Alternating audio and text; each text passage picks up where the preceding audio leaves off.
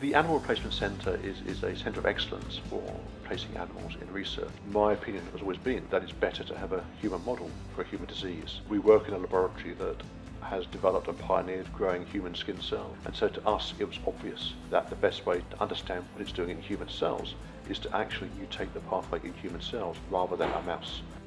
The Animal Replacement Centre is designed to focus on areas where animal models are widely used and then to provide replacements for that. So one day offer to the scientific community a set of resources that can replace the use of animal models.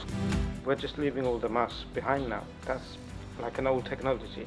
We're doing it so much faster. You can do many experiments with 100 drugs, whereas if you want to test 100 drugs, you have to sacrifice 100 of these mice. What we want to do is generate models which are actually showing human physiology there. They are mimicking the human environment, because this is going straight from the human environment into the human-like environment in vitro.